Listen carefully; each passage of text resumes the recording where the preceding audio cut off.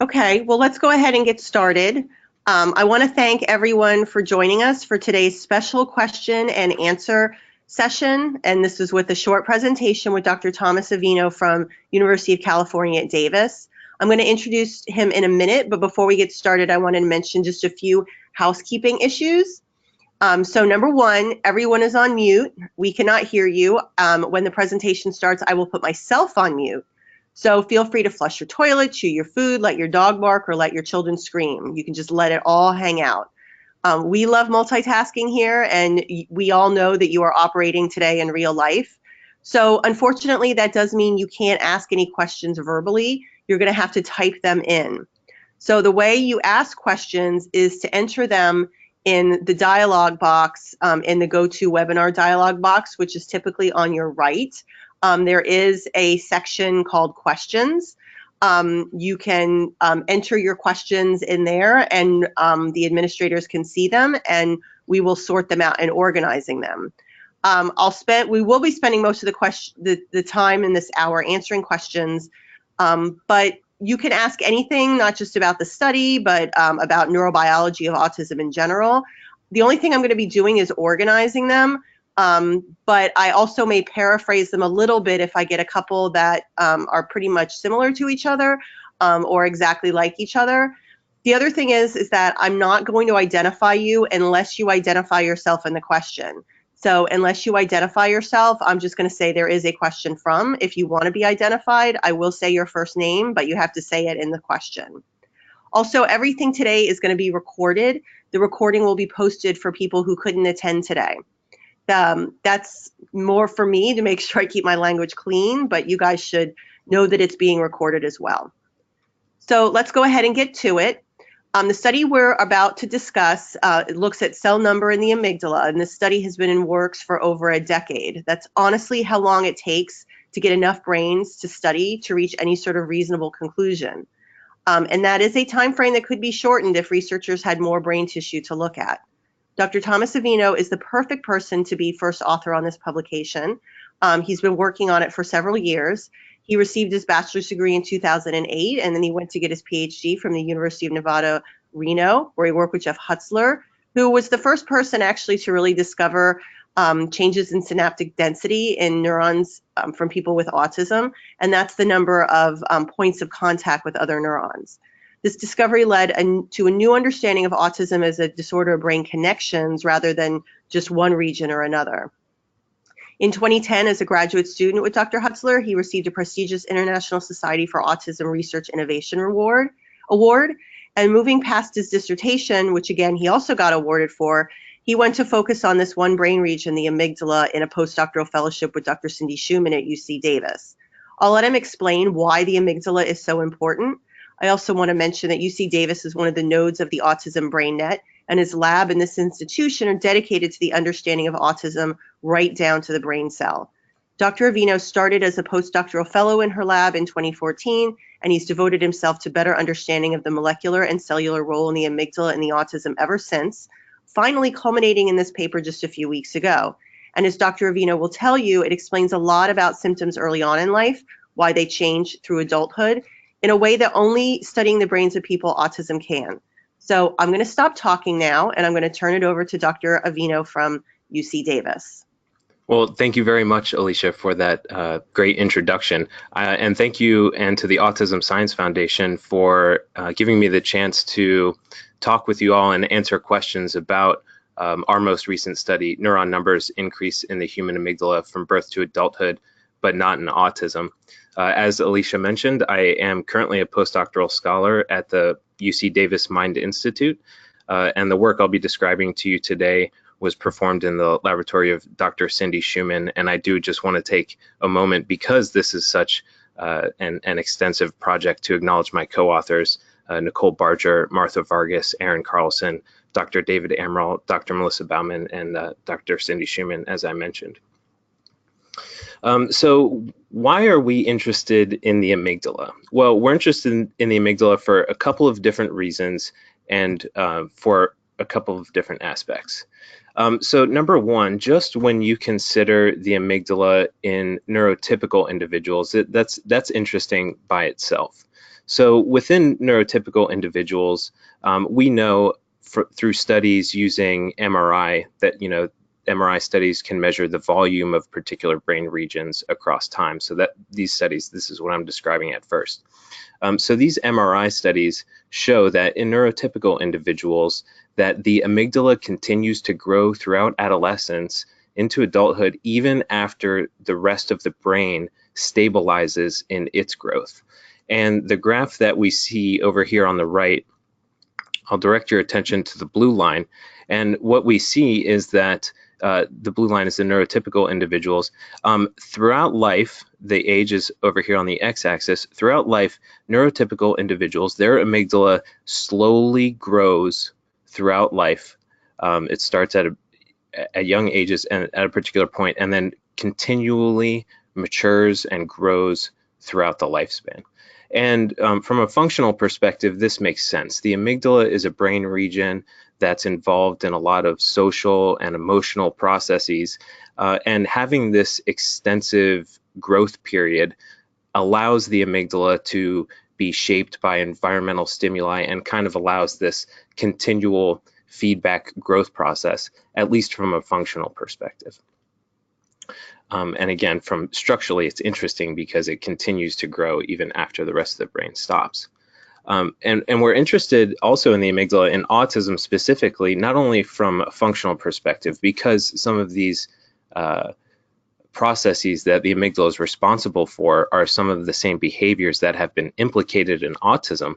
But again, from a structural perspective, the amygdala, at least in individuals with autism shown in this red line here, the amygdala tends to be overgrown. It shows this accelerated early overgrowth in children with autism relative to the neurotypical children.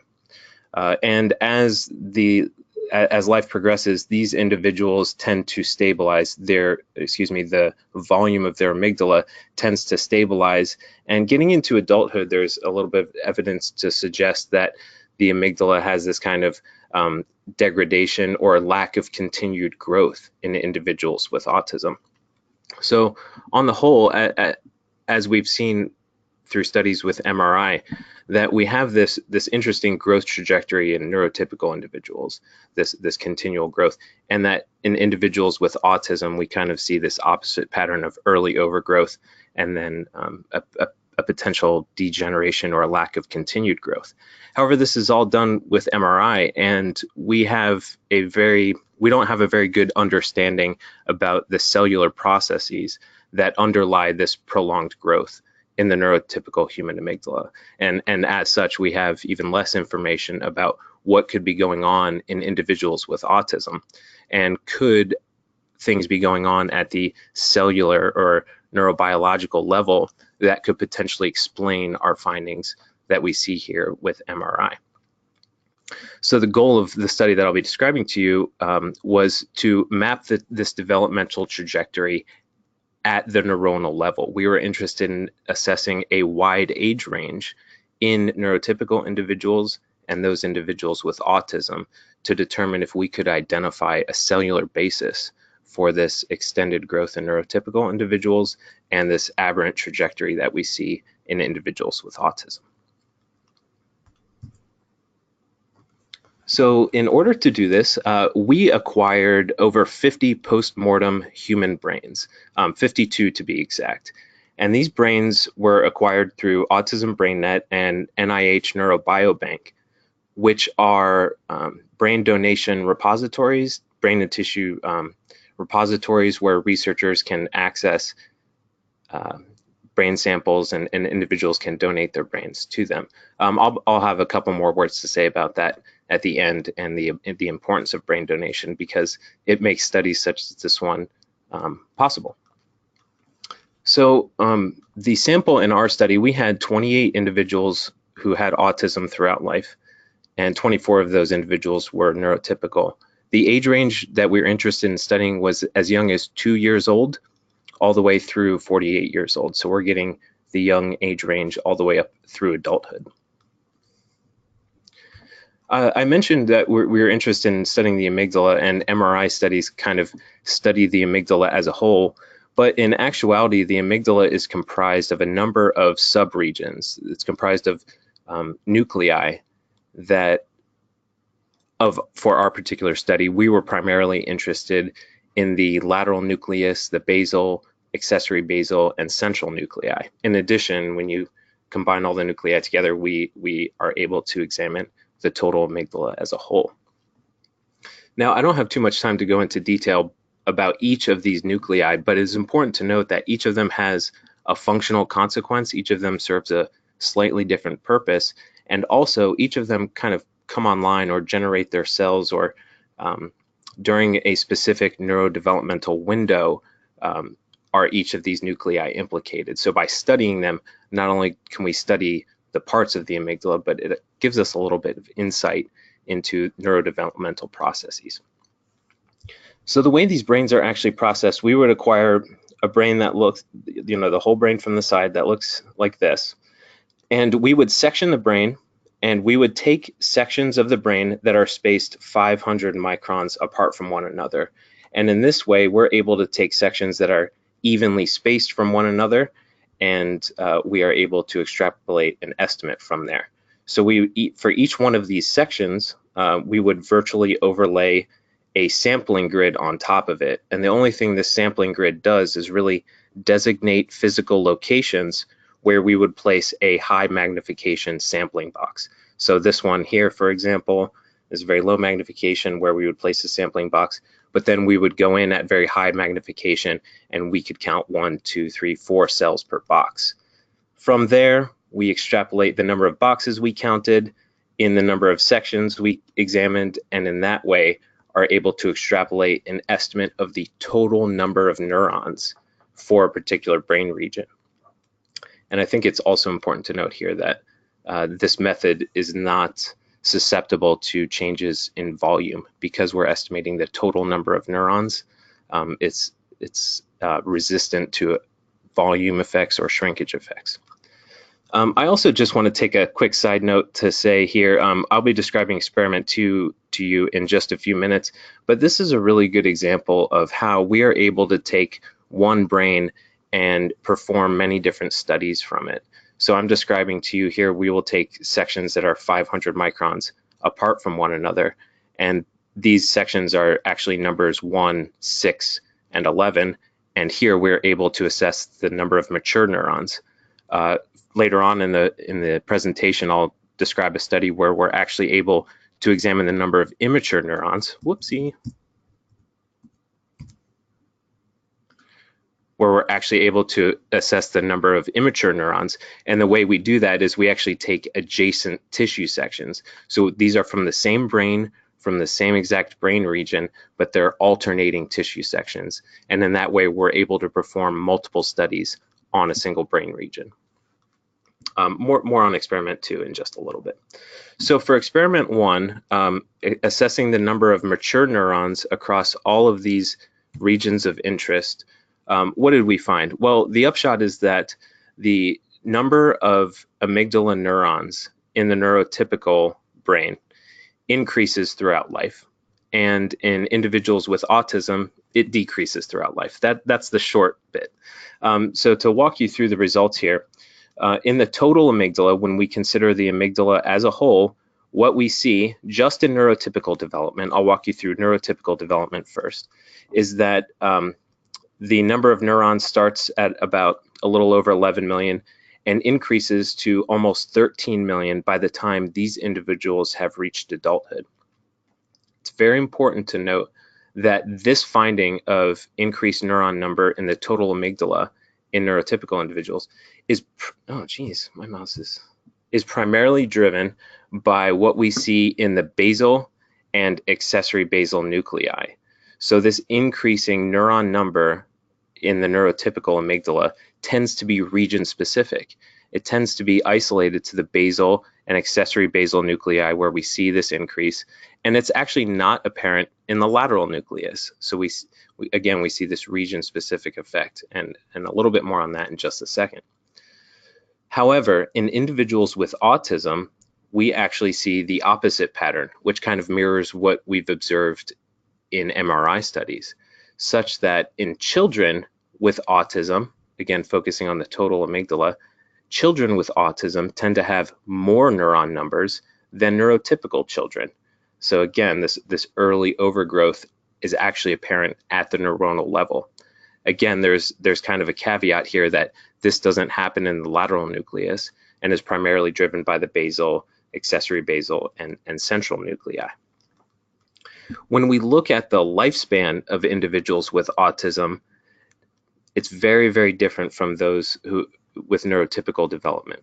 Across every nucleus examined, including the total amygdala, individuals with autism start at a particular point and tend to lose neurons throughout life, such that by adulthood, there's about a 17 to 20% loss or fewer neurons in autism relative to the neurotypical adults. And that is best exemplified here when we compare the adults in the total amygdala, the lateral basal, accessory basal, and central nuclei. We can see that this is kind of a widespread effect. And so we show that the neurotypicals have this increasing neuron number with age. It is region specific. It doesn't seem to be exclusive. It doesn't seem to occur in the lateral nucleus. And alongside that, we show that individuals with autism show decreasing neuron number with age, again, such that by adulthood, there's about a 20% fewer amygdala neurons in autism. And there's a couple of questions that arise from this. Why does the number of neurons in the neurotypical amygdala, why does it increase, period? And why is it limited to only the basal and accessory basal nuclei? And the other question that comes up is, in individuals with autism, what is causing, or what could potentially be a mechanism for this neuron loss? Well, so this is kind of what led us to experiment 2. And we started to do some research about the paralaminar nucleus. And the paralaminar nucleus is one of these subdivisions of the amygdala that sits just ventral to the basal nucleus. It is kind of at the interface between the amygdala and its subjacent white matter. And the paralaminar nucleus sits just at the base of the basal nucleus, and it contains a large pool of immature neurons that mature and potentially migrate into the overlying amygdala throughout life. And so a lot of research from the monkey and other animal studies have implicated the paralaminar nucleus as containing this large pool of immature neurons, and that it would gradually mature throughout life and potentially provide reserved neurons for neurotypical individuals. So we hypothesized that that's actually what was going on. And furthermore, we thought that this could potentially explain why we see disruptions in the neuron number trajectory in individuals with autism. So if you remember, well, I've been flipping through the slides so much, I think I can do it now on purpose. So if we recall back experiment 2 here, now this is what I'm referring to. We're actually able to take adjacent tissue sections and perform a study of how many immature neurons are actually in the neurotypical and ASD amygdala. And so that's exactly what we did. So we performed, again, we took those tissue sections and we used a marker against BCL2 and DCX, both of which have been recognized in the primate amygdala as being markers of immature neurons. And this is what they look like down here. They tend to be very small, very round, about 5 microns in diameter. And in the 2-year-old individuals, we can see that there's a very high number of them compared to the 44-year-old neurotypical, where they're still there. We can still spot a few of them, but they're obviously not nearly as abundant as they are in the younger individuals. By the way, this pattern holds true in individuals with autism as well, in that in young individuals with autism, shown here in panel E, that there's a huge abundance of them that tends to decline throughout life, presumably as they provide more neurons into the overlying amygdala. And when we perform this study, I'm really sorry, I've got a magic mouse, and every time I touch it, it flies around. But in panel D here, what we see actually is when we assess the number of immature neurons in the paralaminar nucleus, we do find that actually there is a very high number at young ages that declines throughout life, such that, again, by adulthood, 44 years old, there's not nearly as many, less than 1 million, but the fact that they're still there at adulthood ages is very, very interesting and very, very intriguing. We thought that the paralaminar nucleus and its neurons may provide an answer to why we see the disrupted neuronal trajectory of the mature neurons, but that's actually not the case. When we compare these red and blue lines, the neurotypical shown in blue versus the individuals with autism shown in red, we actually show a very similar decline across the lifespan of these immature neurons. So, we kind of suggest that while these neurons may be making their way into the amygdala, in autism, maybe that's not the case. Maybe they're not migrating, maybe they're not maturing. Simply their presence there, we're inferring that they're making their way to the overlying amygdala, but we are not able to definitively say that. We do have other evidence to support the idea that these neurons are migrating and making their way to the basal and accessory basal nuclei, and that's shown in this high magnification in panel, this high magnification picture here in panel G, where we see a BCL2 positive fiber and these tiny little cells, these immature neurons, presumably maybe migrating their way up into the dorsally into the basal portions of the amygdala. So that, we did not observe in the paralaminar nucleus a difference between individuals with autism and neurotypical individuals. However, again, when we look at the mature neurons, we do show that the neurotypical individuals undergo this protracted maturation of the amygdala. And we do suppose that this is caused by the decreasing number of immature neurons in the paralaminar nucleus. We think that that decrease is part and parcel of the increase that we see in the basal nucleus going into adulthood. It's also very interesting because the paralaminar nucleus in individuals with autism shows a very similar pattern. If we presume that those neurons in autism are actually making their way into the basal nucleus as they are in the neurotypical individuals, it's actually even more striking that we're still seeing neuron loss in the amygdala of individuals with autism, despite the fact that these immature neurons may still be contributing themselves to the overlying amygdala. So it kind of suggests that there may be some sort of deleterious or degrading process in the amygdala of individuals with autism that is occurring despite this presumed addition of neurons. Now, this study answers a couple of questions, but it asks a lot more. Some of the things that I'm really interested in moving forward is, where do these immature neurons in the paralaminar nucleus come from? And could they potentially be adult generated? Our study does not address this question at all, but you can think of, we're showing immature neurons in the 44, 48-year-old neurotypical amygdala, and if they were not adult generated, then they've been there their entire life. And so questions come up, well, what is the stimulus for maturation? What causes them to mature? When, why, and how? And what is their neurochemical nature?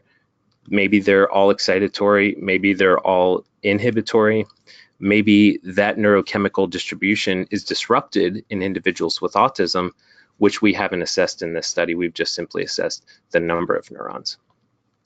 I think the paralaminar nucleus also has a promising avenue of research for other disorders involving the amygdala, like schizophrenia or other disorders like that, because we've got such a protracted developmental zone in the amygdala that could potentially be shaped by the environment or maybe negatively impacted by the environment. And so I think moving forward, really isolating the origin of these cells, where they are and where they're going and what they're doing, is going to be of paramount importance. So I do want to acknowledge all of the donors and the families for providing the invaluable tissue that we use for studies like this. They make studies like this possible. And through Autism BrainNet and Neurobiobank and the UC Davis Mind Institute Bears program, we're able to actually perform studies like this. Dr. Schumann and everybody in her lab and this has been obviously a very collaborative effort. And some of the people listed here have contributed significantly to this project. So I do want to just take this last moment here to discuss with you our brain donation program, takesbrains.org. You can see the website listed here. This allows us, this is such a valuable program that allows researchers like us to use this valuable resource and examine the brain in a way that is only available using postmortem brains. Without postmortem brains, it's literally impossible to do studies such as this one. So I would encourage you to visit the website and to sign up. When you sign up, you're not signing your brain away for donation, but it's really just a way for you to get into the loop, to check out our newsletter, and for you to stay updated on studies such as this that use brains in their research to better inform neurodevelopmental disorders. Okay, and with that, I'm happy to take questions. I'll leave it over to, I'll leave this up so you can take the web address down, and I'm gonna try to pass this back over to Alicia. Go ahead and just leave your, okay. Yeah, just leave it up. I don't have the same screen, so this is great. You can just leave it up. Now, we're waiting for people to filter their questions in, which is great because I have a question. I have many, Sure. but I'm going to start with the first one. So in the paper and in your presentation, you kind of alluded to too many neurons early on. I'm being kind of crass, but that's okay. Too many neurons early on may lead to some sort of hyperactivity that actually then kind of produces, and I know you don't have an exact mechanism yet, but too many early on and then fewer later on into adulthood. So is there anything else you can say about that?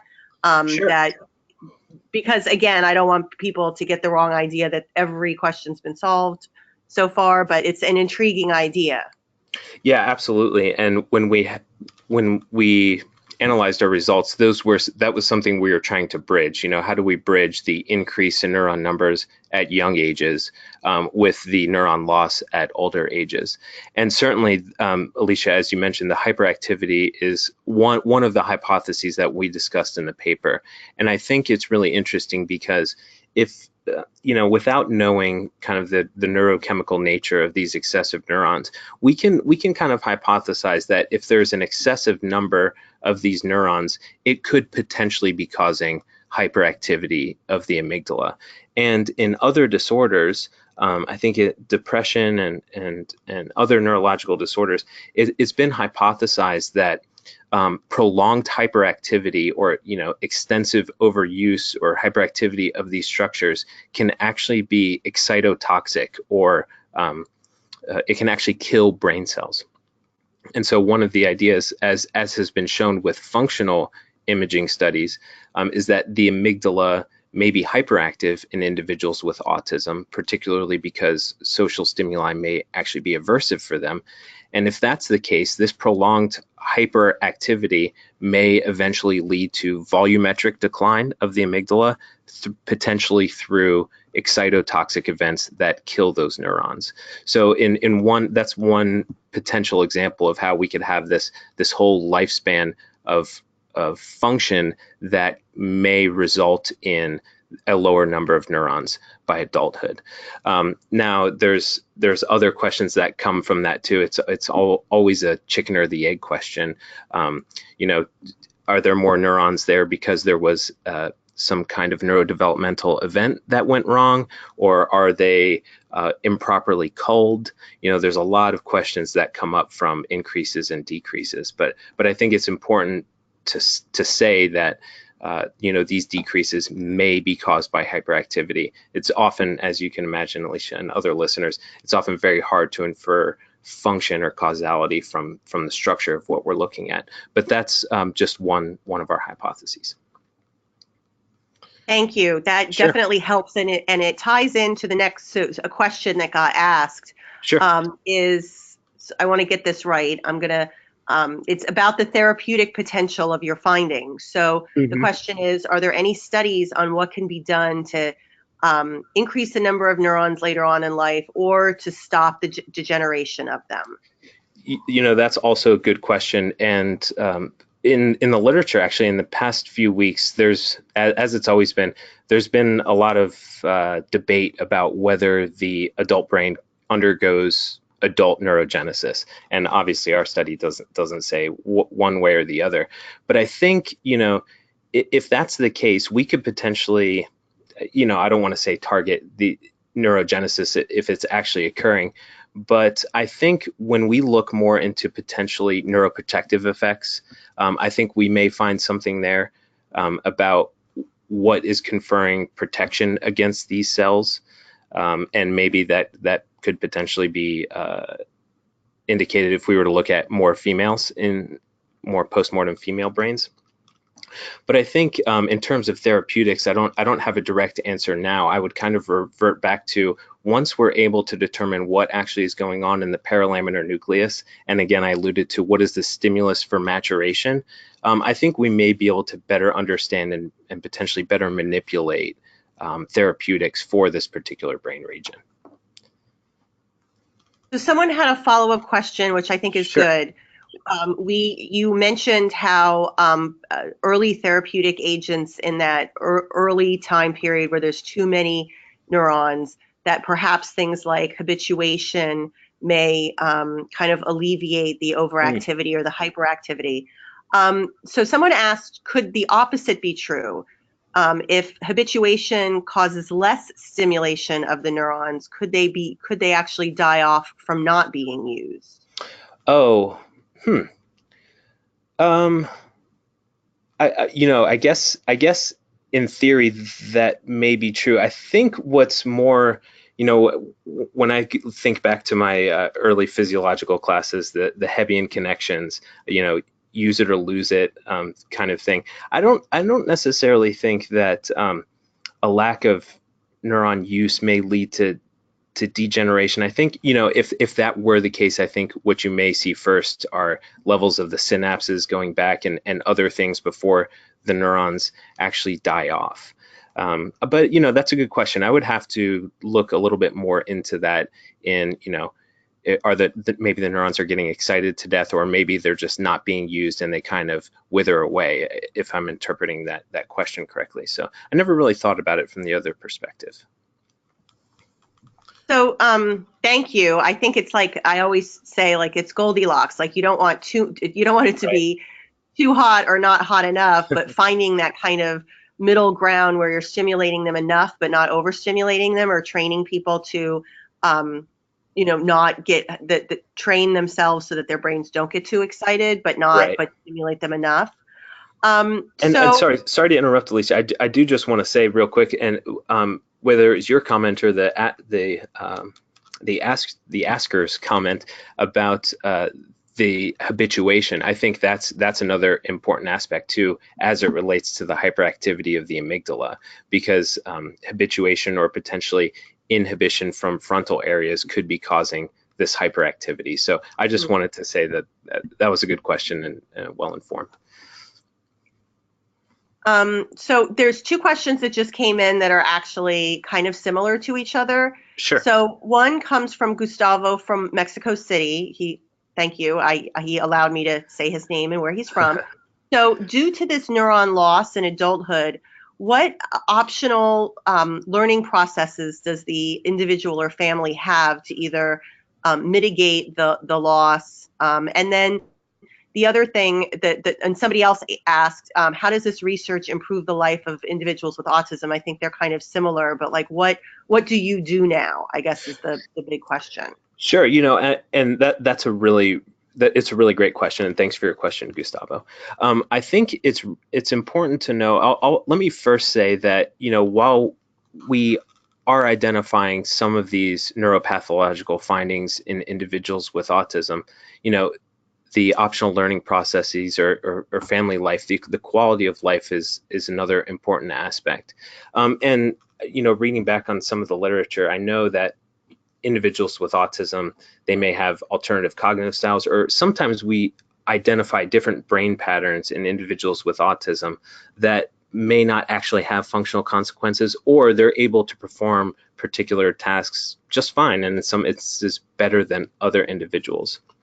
So for families, I wouldn't worry or think or have this constant notion that, oh, my child or my son or myself, I'm losing these amygdala neurons. I think it's more important to think about it from a behavioral standpoint, and to kind of undergo those behavioral training programs and those types of helpful socialization techniques, because I think if we are seeing the product of autism, then it could potentially be mitigated by those same things that help the behaviors.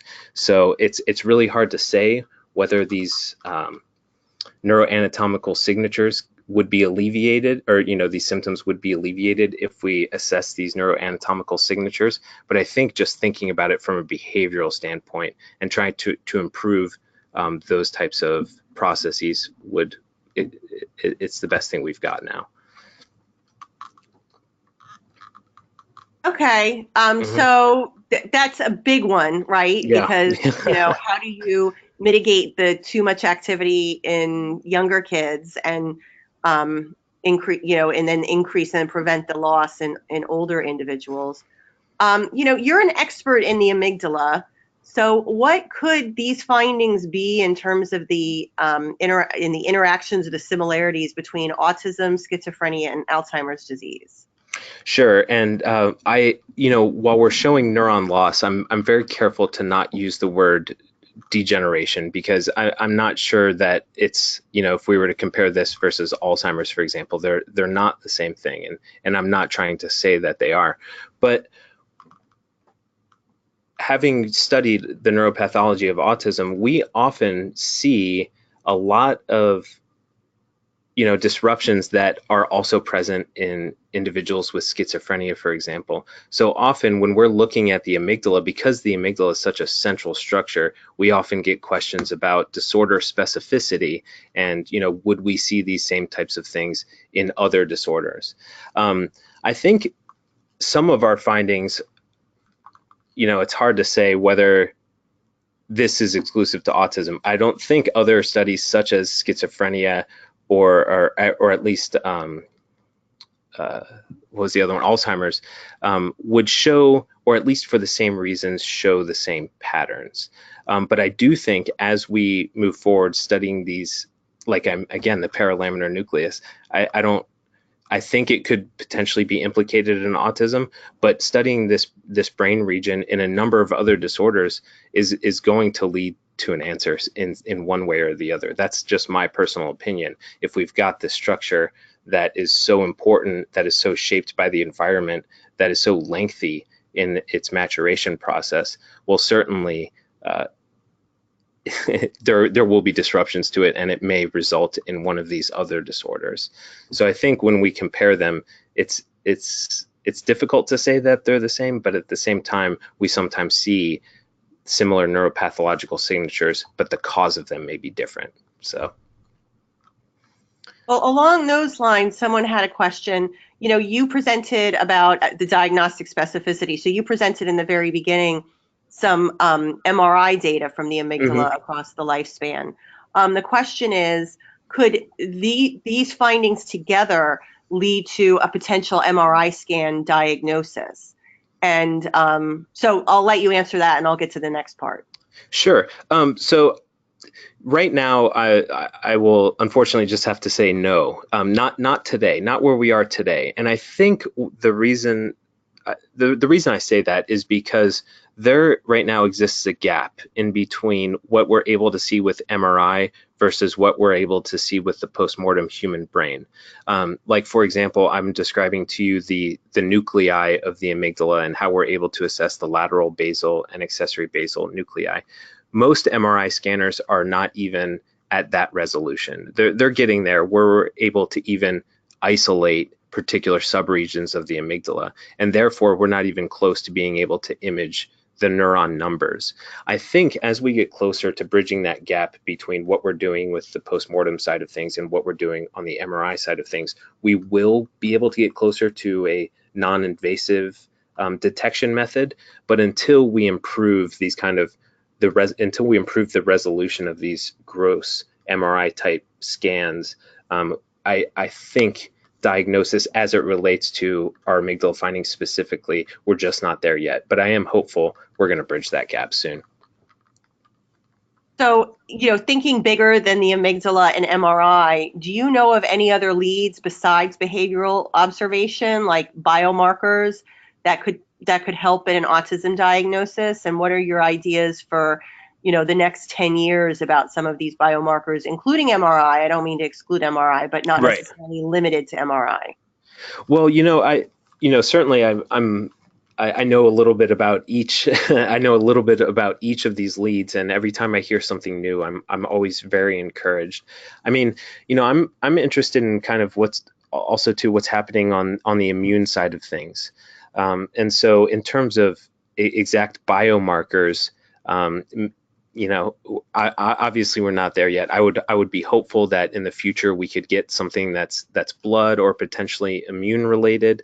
But it also comes down to the cause of what actually is and where we're able to detect these types of subtle variations. So I think it's unfortunately a question for the future, but in the not too distant future.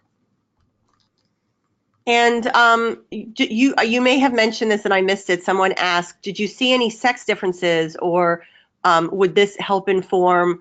Does this study help inform in any way differences in diagnosis between males and females? That's a fantastic question, and the short answer is it actually asks and kind of leads to a couple other questions. So the first thing is we had I think it was 4 or 5 girls with autism in the study and a matched number of neurotypical girls. We didn't have enough girls in this study to systematically examine sex. The only thing we were able to do was kind of exclude them from the analysis and show that they weren't driving the effect and that the effect is still present in females with autism. However, I think we just need to study more girls in autism, period. And then specifically as it relates to the post-mortem side of things, because I think this idea of potentially a female neuroprotective effect or something generally along those lines is a very promising avenue of research. So I personally would be very interested in doing this study and looking for a specific gender effect. Maybe it's the case that the neurons of the amygdala are somehow more genetically protected in females than they are in males. That's just a total speculation, but I think we weren't able to do it in this study, but I think in the future there's going to be something there, and I do think there is something there. Whether it's specific to the amygdala, maybe, but I think generally it's there. Someone else asked, would this specific information, or would this information have any influence on the fact that some on the autism spectrum have seizures and some don't? This is another fantastic question, and I will say, kind of along the same lines as the girls, while we didn't have enough cases to systematically examine seizure status, they didn't seem to be driving the results. So it's not like it was only the individuals with autism who also had seizures who were showing this neuron loss. It does actually seem to be widespread, at least in the individuals with autism. That being said, there is a wealth of literature out there that may suggest that seizures could cause neuron loss, again, maybe through these excitotoxic events or scarring or things like that. The seizures themselves may be in part of the hyperactivity or early overgrowth of neurons we saw in childhood that we were talking about earlier. And so our findings are not specific to seizures, but I think there's definitely a relationship there between, maybe the paralaminar nucleus. We know that a lot of seizures can originate in these temporal lobe areas, the amygdala hippocampal temporal lobe areas.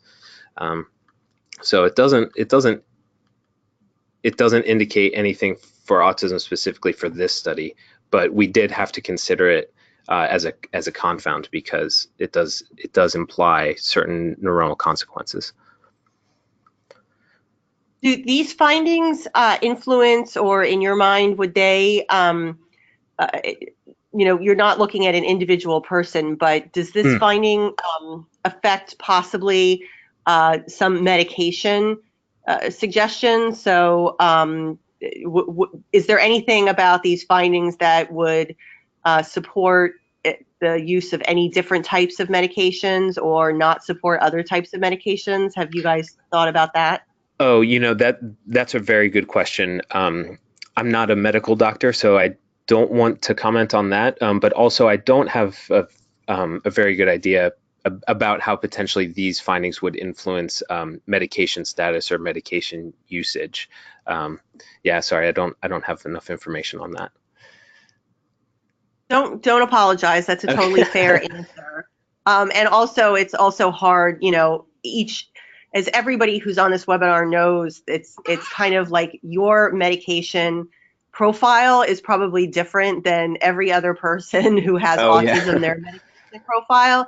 So it's Yeah. really hard to take these findings and make specific recommendations. But Sure. I did want to kind of put that out there, even if it's, a class of medication.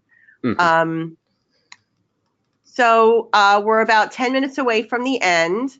Okay. I have one quick question. If people want to kind of spend the next few minutes putting some of their questions in before we leave. What can you talk more about the role of the amygdala in anxiety and how how these particular brain features may influence the expression of anxiety symptoms both early on and later on? Yeah, absolutely. And that's a good question and something I kind of glossed over, but is a little bit related to the hyperactivity that we were talking about before. And so the anxiety is a huge component in individuals with autism, but anxiety is also heavily associated with the amygdala. And so I think when we talk about anxiety with autism, I'll reference a specific study that I was talking about earlier, where in an fMRI study in individuals with autism, if you kind of, I don't want to say force, but in instances where they're looking at the eyes, where they're actually making eye contact with a stimulus versus when their eye gaze is averted, it actually seems like the social stimuli and that type of thing are aversive for individuals with autism, which could potentially be causing this anxiety or kind of beating down the amygdala too much.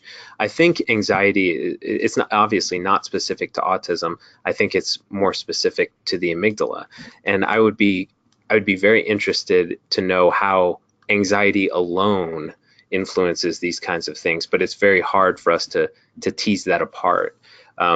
But yeah, anxiety is such a huge part of autism, and I think what we see here may in some way be related to anxiety, but it's just so hard to pull those things out and to say or to even rate levels of anxiety in our subjects and to try to relate that to a neuron number. It's often hard to try to relate that clinical data, but I do agree with you, Alicia. I do think something is there.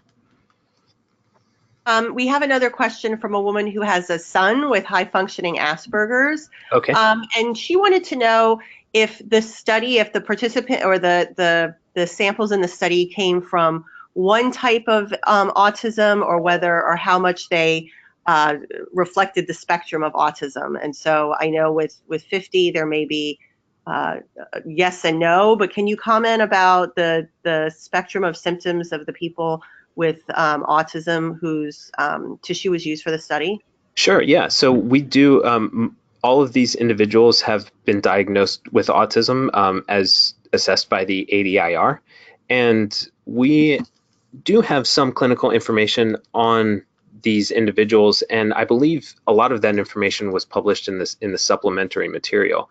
And in that way, we're actually able to say, okay, well, this particular autistic individual was this age, they had this brain weight, and actually we report their ADIR scores. So in that way, these individuals all do have a formal diagnosis, but we actually do have additional quote unquote kind of clinical severity or ADIR scores that give us a better information of their level of functioning. And so I think moving forward too, that's another important aspect of brain donation and just this type of research is you want to be able to relate your neuropathological finding to the clinical features or the behavioral features that the individual was presenting with. And I think one of the goals of Autism BrainNet is to do that, not only to get the brains and to use them in a very maximal way, but to get the most amount of information so we can draw this comprehensive picture of autism, across the board, with MRI, with neuropathology, with behavior, with blood, and with things like that.